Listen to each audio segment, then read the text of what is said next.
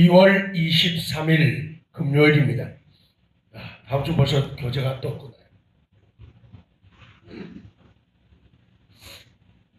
부활하신 예수님을 만민에게 전하라. 부활하신 예수님을 만민에게 전하십시오. 일대지 부활을 불신하는 제자들이에요. 부활하신 예수님을 첫 번째로 목격한 사람은 막달라 마리아죠.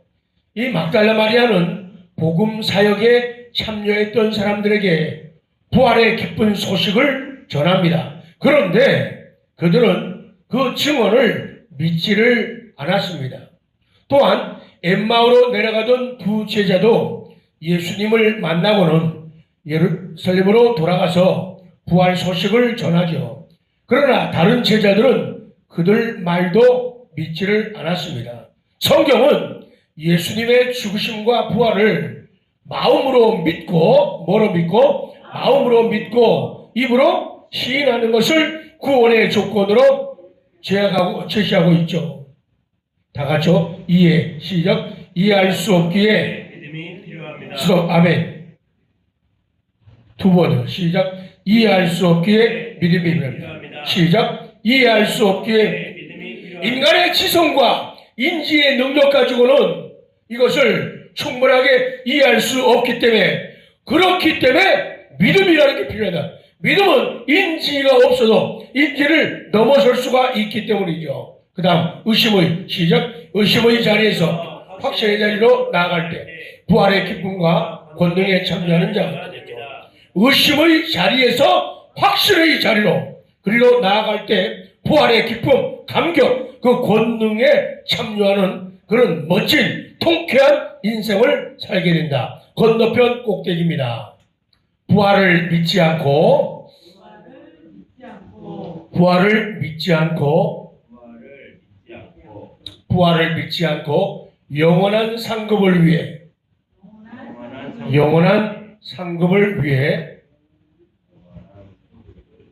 영원한 상급을 위해 진실한 관심을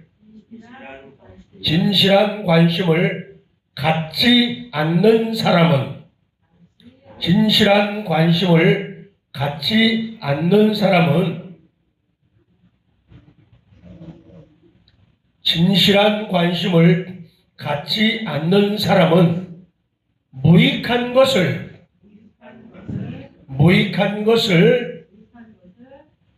추구하고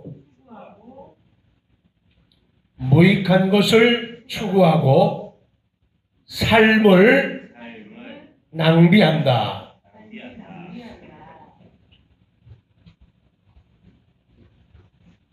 부활을 믿지 않고 영원한 상급을 위해서 진실한 관심을 갖지 않는 사람은 결과가 어떻게 되느냐? 어쩔 수 없이 무익한 것, 자기 자신에게 유익이 없는 것을 추구해요. 먹어도 배부르지 않고 마셔도 시원하지 않고 소유해도 만족이 없는 그런 무익한 것을 추구하게 되고, 결국에는 하루하루의 삶을, 한 달의 삶을, 1년, 2년 그런 삶을 뭐한다? 낭비할 수밖에 없다는 거예요. 그러면은 무익하지 않고 유익한 것을 추구하고 낭비하지 않는 인생을 사는 방법은 부활을 믿는 거예요. 죽었다가 다시 산다는 거예요. 그 후에는 심판이 있다는 거예요. 그 후에는 상급이 있다는 거예요. 이거를 믿게 되면은 무익한 것 아웃. 여러분이 아웃. 무익한 것은 아웃. 유익한 것만 받아들이고 추구하는 거예요. 그리고는 삶을 낭비하지 않고 하루하루를 정말 진하게 써내려갈 수가 있다. 자, 읽어요.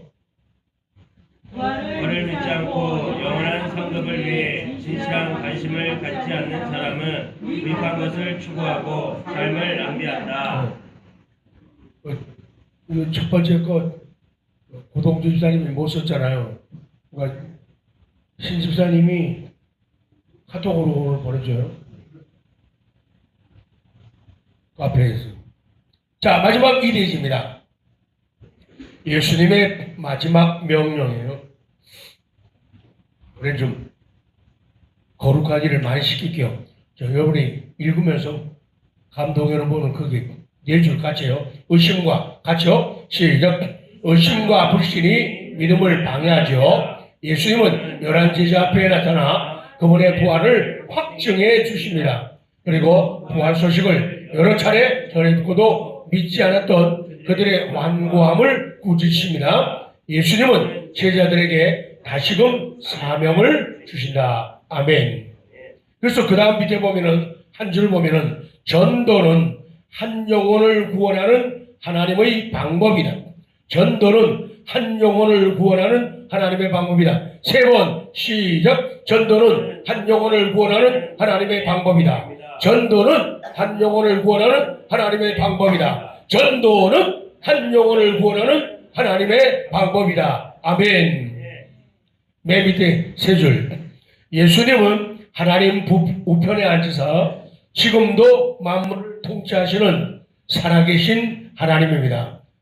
도와주고 싶죠? 구원을 시작. 구원을 완성하시고 성천하신 예수님은 심판주로 다시 오실 겁니다. 아멘. 적습니다. 말씀이 주장하고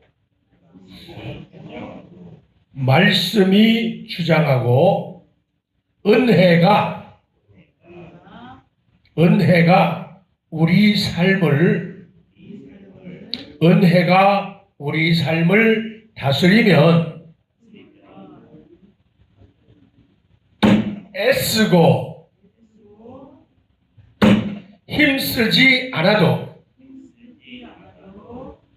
애쓰고 힘쓰지 않아도 자연스럽게 명령에 순종케 된다.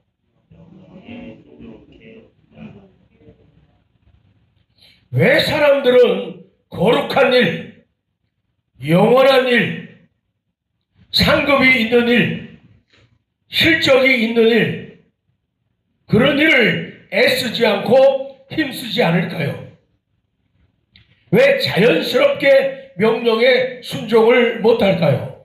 그 이유는 말씀이 나를 주장하지 못하기 때문이에요.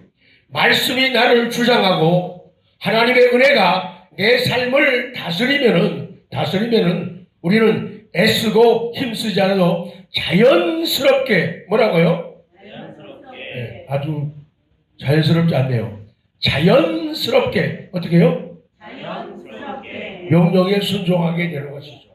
이 자발적, 이거를 다른 표현을 할 때 항상 하죠. 율법적 순종이 아니라 복음적 순종을 하게 되는 거예요. 그때는 말씀이 나를 주장하죠. 은혜가 나를 다스리죠. 그러니까 자발적으로, 그러니까 복음적 순종을 하게 되는 거예요. 좋아가지고, 고마워서, 신나가지고, 이렇게 순종한다. 그렇지 않게 되면은 마지못해서 억지로 하니 얼마나 힘들겠어요. 읽어요? 한 줄 더 써놔야 돼요. 정언적 명령, 괄호 열고, 지상 대명령, 괄호 닫아요.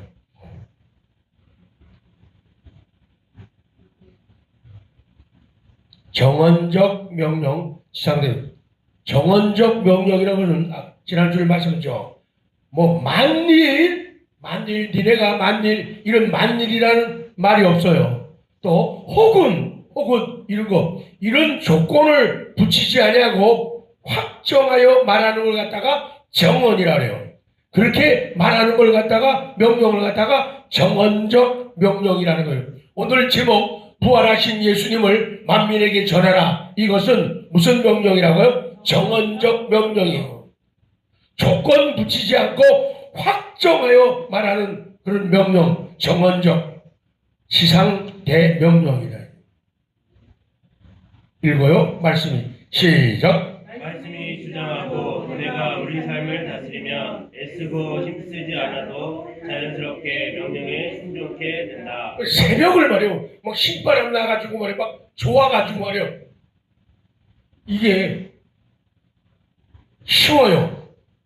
근데 어떤 사람에게는 되게 어려워요.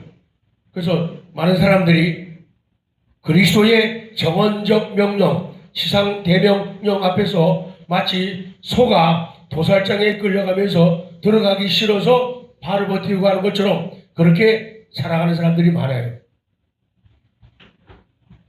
자, 마지막입니다. 건너편. 부활의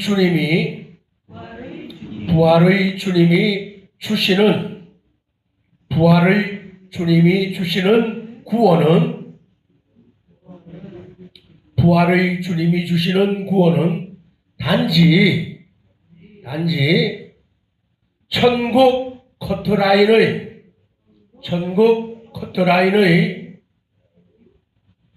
천국 커트라인의 통과 수단이 아니다. 천국 커트라인의 통과 수단이 아니다. 우리의 궁극적인 삶이요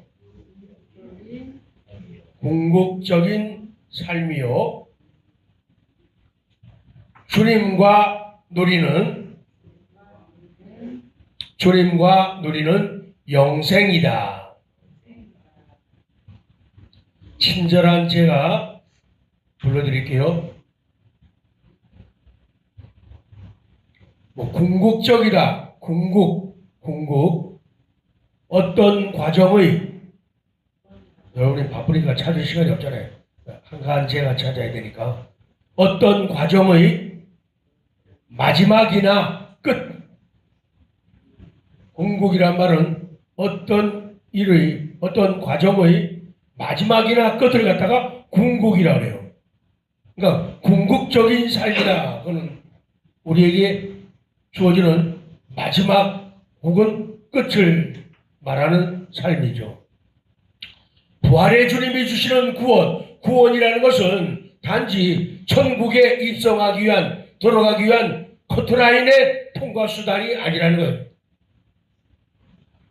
이것은 우리에게 주어지는 궁극적인 삶, 마지막 끝의 삶이에요. 그리고 그것은 주님과 누리는 영원한 생명, 영생이다. 시작. 부활의 주님이 주시는 구원은 단지 천국 커트라인이나 구하는 수단이 아니다. 우리의 궁극적인 삶이요 주님과 누리는 영생이다. 또 정말 짧은 인생, 죽음이 도사리고 있고 사고가 틈새를 차고 들으려는 그런 세상 가운데서 우리에게 부활의 소망 주시고 부활의 복을 주심을 감사하면서 오늘 기도를 시작하고 짧은 시간 우리 기도드리고 하루를 열겠습니다. 속으로 하지 않고 작은 소리도 또박또박 발음하는 훈련을 드립시다. 기도하겠습니다.